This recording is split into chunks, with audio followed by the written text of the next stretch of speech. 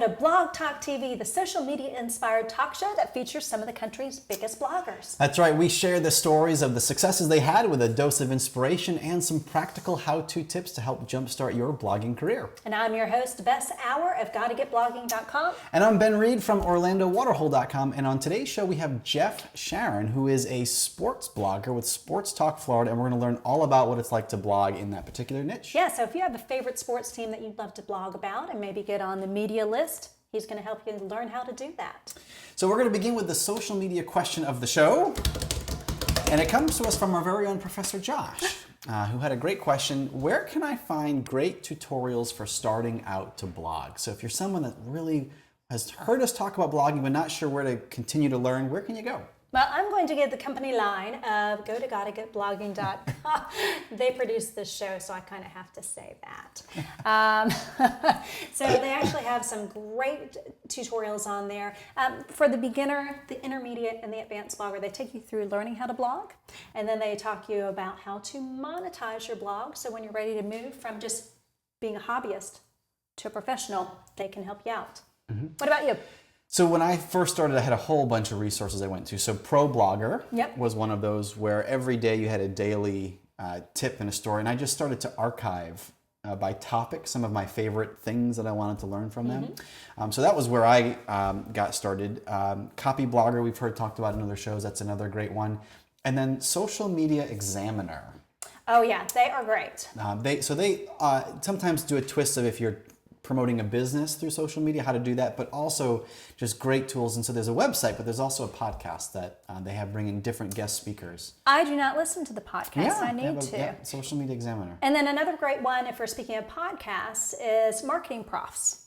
Oh, yeah. So Marketing Profs, of course, we are familiar with Carrie Gorgone, who actually is a great friend of mine. She is actually the marketing director of Marketing Profs, but it's she does a podcast on there, all this great information. And it started off as a group of marketing professors getting together and sharing their knowledge. So just this huge wealth of information. It's grown from there into this huge resource. So marketingprofs.com, lots of podcasts with some of the leading marketing minds out there, and a lot of it is applicable to blogging. So great resource. And I think we're talking about this, when I first started blogging, the amount of time I spent reading to learn, much more than I do now. I still continue that education, but when you're just starting out, you really just need to consume as much as you can, even if you don't think it's relevant right away. You never know when that might be valuable later on down the road. So just read as much as you can. Well, one of my favorite blogs I actually love to read, who covers social media extensively and blogging, kind of blogging basics, and that's KatieWidrick.com. And Katie has done a lot of blogging tips for us here. Hers is just so simple and straightforward. It's one that I love to visit. So she might be a good one for some of you beginning bloggers, or even those that have things like taxes. How do I handle taxes here? It's tax time. I made some money last year. When do I need to claim it? I mean, she covers those basic questions like that. So it's a great resource as well. So before we get to our first guest, we are going to take a quick break. So here we go with a blogging tip to help you out. Hey guys, I want to talk to you today about when a sponsor or a brand approaches you to blog for them. They ask you to blog about a product or maybe come review their restaurant. You have this dilemma of, well, how much should I charge for that? Especially when they don't offer you compensation. So one of the best tips I have is set the ground rules ahead of time if they are not going to pay you. And it's always fine to ask for that in advance, but if they come back and say no, and you still want to blog about it, you can ask for something else. You can ask to be paid in what's called social media cash. This means that in exchange for your blog post, they are going to tweet it out, post it to their Facebook page, and send it through their social media channels. That gives you the advantage of a lot more exposure that you wouldn't have had otherwise. Therefore, it makes doing that blog post worth your time. Blog Talk TV is produced by GottaGetBlogging.com, an online community featuring how-to video tutorials on everything from monetization, working with brands, the basics of setting up your first blog, and more. Visit GottaGetBlogging.com to sign up for a free or pro membership today.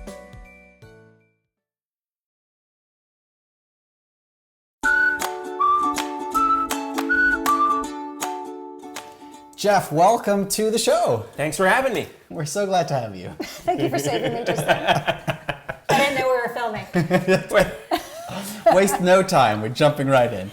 So, Jeff, tell us about where you blog and what you blog about. Let's introduce the viewers to you. Among a bunch of places, I kind of fell into it a little organically, but I currently blog for sportstalkflorida.com, which is the online arm of two radio stations, one in Tampa, 1040 The Team in Tampa, 1080 The Team in Orlando. And specifically, do you have an area of sports that you focus on? Yeah, I'm officially the UCF insider for sportstalkflorida.com. Wait, what sounds makes you an fancy. insider? I know stuff. Really, that's essentially just the general term for that's my beat. I cover UCF sports, and it makes perfect sense for me because I used to work at UCF in the athletic department for a while, and I still know a bunch of people there. And it's So you fun. really are an insider. Theoretically, yeah. You really I guess that know makes me an stuff. insider. Everyone wants to be an insider. I'm an outsider. I don't know anything. How did you get started in blogging, Jeff? I started out as a TV reporter, traditional TV sports reporter, and So sports on anchor. camera with the microphone? Camera, yeah, just very Ron Burgundy-ish, you know. And then I realized, what am I kind of doing here? And that was in northeastern Georgia, in a TV station that doesn't exist anymore, actually. And then I moved back to Orlando, got married, and I dove in on working actually back at UCF because I graduated from there in the video department. And once I got out of that, after a couple of years, I thought, how can I kind of use this knowledge that I've gained over the course of my then relatively short career and put it to good work and put it to good use. So I had a friend who worked for the radio station, and he said, hey, we need somebody to write 2 blog posts a week on UCF sports, whatever you want. You up for it? And I said, sure, why not? So I actually had kept a personal blog where I wrote some, personal thoughts and different stories that I was interested in that no one seemed to be doing. And when I talked to the managing editor, I sent him there, and he said, oh, cool. We really like the way you write. We like what you do, and you were on. So get started, and it's been fun ever since. You are. Are there skills that you could transfer from your work working in television as a reporter to what you do as a blogger? Oh yeah, definitely. On top of just the journalistic skills, which the respect for truth and the need for verification, multimedia now is such, I think, part and parcel, and I mean, this certainly Bess. Photos, video, everything that I've been able to do, I kind of consider myself a jack of all trades in that area. So the more multimedia that I'm able to put out there as part of my writing that is original and no one else can get anywhere, the better. And even stuff that's out there that a lot, like for example, press conferences, it's always funny, I think, when you go to a press conference at, for a team or a school or whatever, and there's 18 cameras in one line, and you're like, you guys are all shooting the same thing. All I have to do is just pick whoever I like. And actually, it's the school I cover, UCF. They put it on their own YouTube account. I can just embed the press conference from there, and then I can spend my time focusing on other things.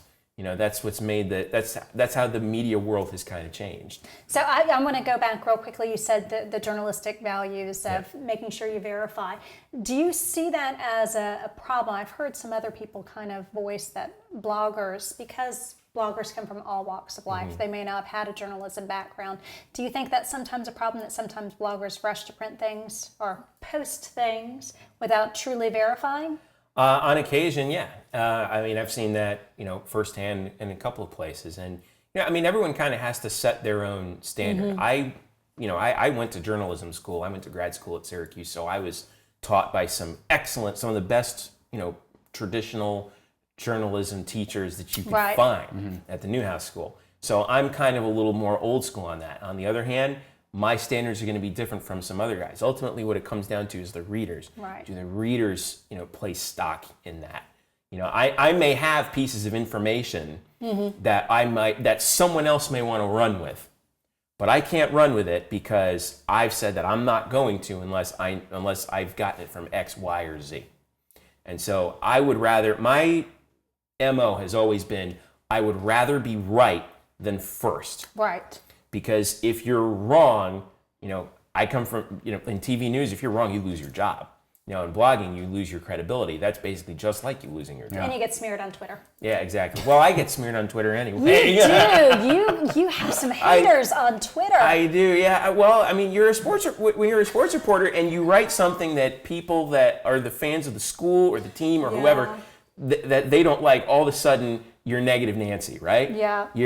Everything you write is negative, even though I've written 1,000 articles that are, like, I'm probably the most openly pro-UCF blogger out there. There's no mistake about that if you read my Twitter feed. But if I write one thing that's like, hey, we need to get better in this end, or here's why this is not going to happen. Oh, you're the worst. Yeah. Don't stop blogging, stop writing, just go into your hole and shut up. And I'm like, come on, guys, really? So actually, at our last big blogger conference, we had a whole session called, how to handle the haters.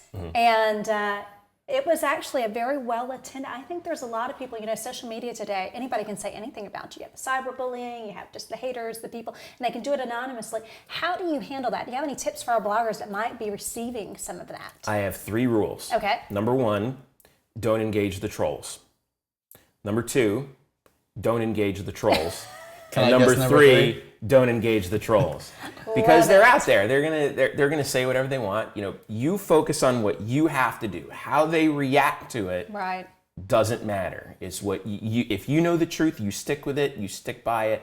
Don't let any of that stuff bother you. Can I challenge that for a moment? Because if somebody's praising you, you want to engage whatever the opposite of a troll is.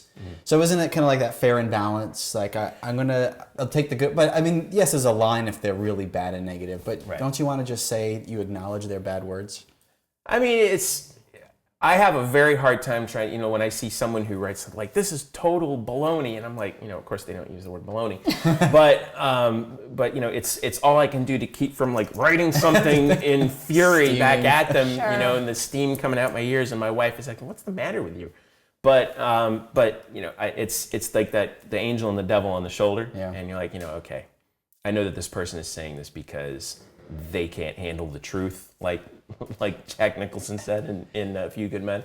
It's tough because your human nature is to want to respond. Our human nature is to react. Yeah. Okay? And you have to hold back that reaction because information is that important commodity and it's the truth. Does that make blogging for sports really difficult? Because there's obviously going to be a winner and a loser. And you're always at some point, it seems every day, going to have to criticize something. Yeah, I mean, it does make it tough on occasion because... Except for the Gators. You never have to criticize the Gators. Okay. Let's see, I'll write that one down. Let it slide. It does make it a little bit tougher on occasion because people are so passionate about sports, especially, just like you are with UF and I have been with UCF, and people are so passionate that they do end up putting the blinders on. And there are times when, let's face it, people mess up because we're all human. And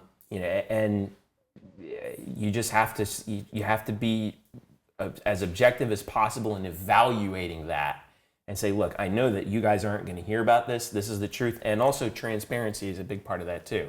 So you can say, it's not just me saying that. It's these people saying that. These are my sources whom I can name. I've talked to X number of them, and they all say X, Y, and Z. Okay, so I'm just giving you what other people are telling me. You can hate on me all you want, but this is what other people are saying. I'm just the messenger. Right. Don't shoot me, I'm only the messenger. Exactly. Are there any other differences between sports blogging and other kinds of blogs? I imagine, you're a lot of bloggers, how many times a day or how many times a week should I post? Yours is probably how many times a day, I would guess, or... At the most, like if I try to get in, the two a week that I usually do, but I've done more than a few in one day. Certainly, if it was a big news day, I know a lot of people out there who are throwing 10 posts up a day. And the hard part is coming up with different ideas. I mean, everyone can write about, like you were saying, who won, who lost, who scored how many points, all that kind of stuff. But if you can find the actual stories that no one's talking about, or a different way of telling that story, the different angles that like I'm kind of a stat nerd, so I like to look at different statistical trends through history and different sports, and Sort of like, for example, recruiting, how's UCF doing on that end? Those are the things that I can find that are a little bit different, because also the places we cover are basically their own media outlets too. And they're the ones who provide the stories on who won or lost, us or them. Right, right. Well, I want to keep talking about this because it's fascinating. We've got to take a quick break. We're going to have a quick tip from Professor Josh in the Bloggers Lab. We'll be right back. Hi, it's Professor Josh, and I'm back here with a great gadget. So have you ever wanted to record your own video and be walking around and maybe recording a lesson that you're trying to teach to put on your YouTube channel or onto your blog, or just record a meeting that's happening? One of the things you have to do is you have to have someone behind the camera or have the camera really far back, so that could be really hard to see. So I recommend Swivel. So Swivel is one of those things you can incorporate with your iOS device. So iPad mini, your iPhone, and be able to set it up on this robotic stage. And what you're going to do is you can also hook up your audio to it. They have an app that's built into it. You're able to sit it. They have different sizes, and you can record from your front or back. You're able to then have a little remote, and you can put this around your neck and be able to walk around with it following you. The great thing about this remote, it's also a mic, so it's going to pick up a lot better sound than when you're far away from your iPad or iPhone. As you can see, when I move, it's going to follow me. If I go down a little bit, it's going to actually start tilting down and back and forth. So it's great that it's recording this all live and be able to see what's going on. Again, it's Professor Josh. If you want to check out more apps and gadgets, check me out at ProfessorJosh.com. Blog Talk TV is produced by GottaGetBlogging.com, an online community featuring how-to video tutorials on everything from monetization, working with brands, the basics of setting up your first blog, and more. Visit GottaGetBlogging.com to sign up for a free or pro membership today.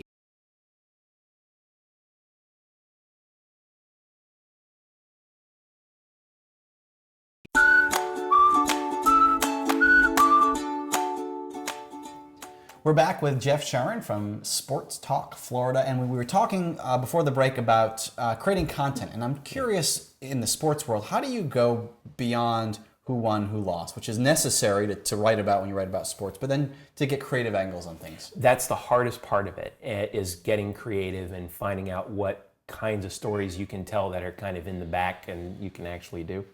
I'm actually working on a story, for example, looking back at UCF's football recruiting and finding out where those students and the student athletes have come from over the last 10 years since this head coaching staff came on board, and graphing how many of them are from the state of Florida, how many of them are not from the state of Florida, how many are from Central Florida in particular. And you can compare that data, like I said, I was a stats nerd, right? You can compare that data over time to see how many, how does UCF stack up against some other schools in the state that are doing the same thing. I'm interested by seeing what the numbers tell me, because there's a story within the numbers. There's stories in a lot of things, in video and photos. I like to look at numbers. Mm-hmm. The numbers don't lie. Right. Numbers don't lie. What's the hardest thing about blogging in sports? It's the Or is it the same challenges that every blogger faces? It's kind of the same challenges, except it's on fast forward. There's always something going on. Sports take place on weekends and at night. So there's a lot of time when I have to, hey sweetie, I'd love to watch Breaking Bad, but I gotta watch the game, right, to see what's going on. Okay, no problem. We'll watch Breaking Bad tomorrow. No, there's another game on. So sometimes there are some sacrifices that have to be made in sports. Fortunately, I found shouldn't sacrifice Breaking Bad. Just to be clear. But we were not fans. Oh, it's so good. Oh, it's my tangent of the show. Yeah, Breaking Bad. Here we go. I think we were the only boy. people. My husband and I tried to watch the first season. We got through the first two and gave up. See, Missing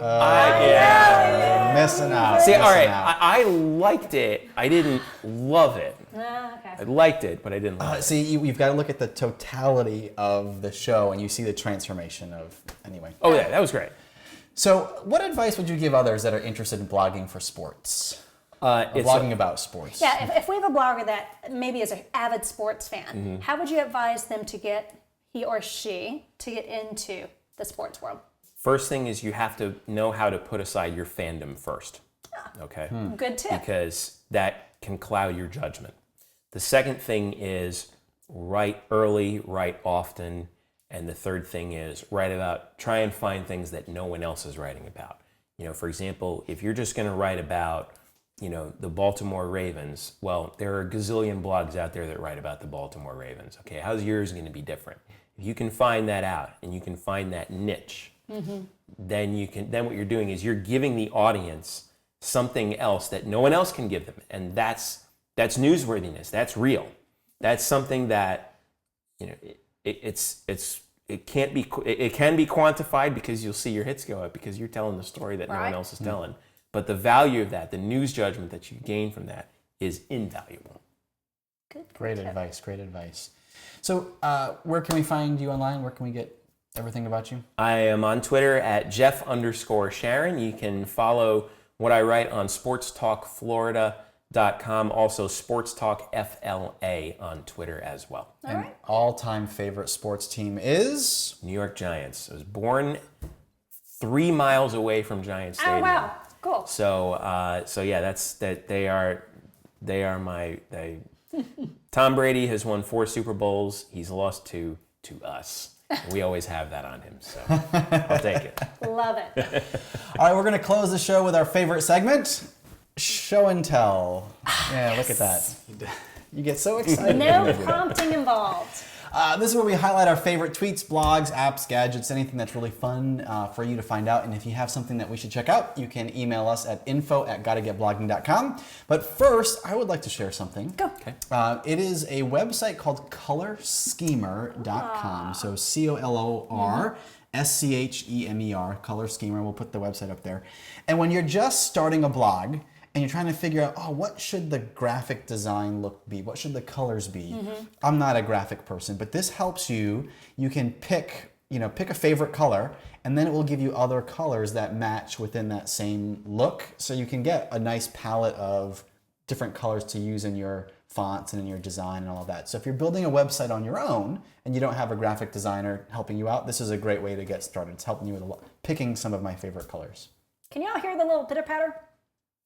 Okay, sorry. If you hear a little pitter patter, it's my little Yorkie. No, actually, this was my Yorkie just walking by. Doug. He was coming to check out your schemer.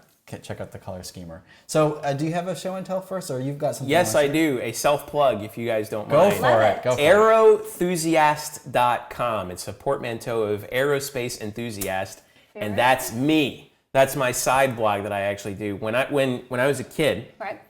When all my friends were watching Teenage Mutant Ninja Turtles, I was watching Wings on the Discovery Channel. I am an aviation history fanatic. You should see my office. I have old books that are probably deteriorating. And So like jet pilot or like yes, NASA? Both, Okay. actually. And I blog about on the side whenever I find the time or something just sticks in my head and I can't get it out. I have to write it down. I write it on aerothusiast.com. That's my personal... So what's been your favorite blog post on there? Like if you were to choose one, favorite topic that you've written about? Well, I wrote one that actually I'm really proud of that got a lot of traction, much more traction than I thought. It's kind of the opposite of sports because this is very evergreen and it's also very nerdy. And where sports is very right now and within 3 hours your story's old. But one post that I wrote was on a Air Force project called Project Streak Eagle. This is when the F-15 was new, and they... Oh, I'm so disappointed. No, what they did was they did... I was imagining Eagles streaking. Oh, no. Theoretically, they kind of do, but anyway. They... Come on, that was funny, guys. All right, go Streak Eagle was a project where they took a brand new F-15 Eagle off the line in McDonnell Douglas in St. Louis, and it was unpainted, and they took it up to North Dakota and did time to climb records, like fastest time to like 50,000 feet, 100,000 feet. And there's video, I found a rare video of it, and it was all real-time video. They showed one where it flew from standing zero to over 100,000 feet in under 2 minutes. It's pretty amazing. Wow. The pilot got astronaut's wings because of it. So I found a video of it, and I wrote about it, and it was amazing. It was really cool. So I guess you're a Felix Baumgartner? Felix, yeah, I watched that live. That was The Red Bull amazing. guy that jumped. That was phenomenal, and the guy whose record he broke, Yep.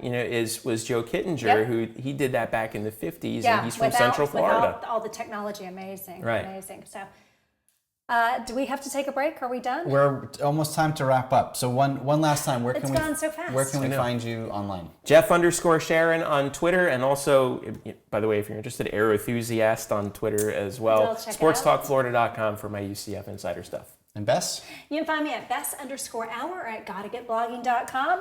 And OrlandoWaterhole.com, iTunes, Instagram, Twitter, and Facebook too. Yeah, so thanks everybody for tuning in. Thank you for being here. Thank you for having me. Boy, sports.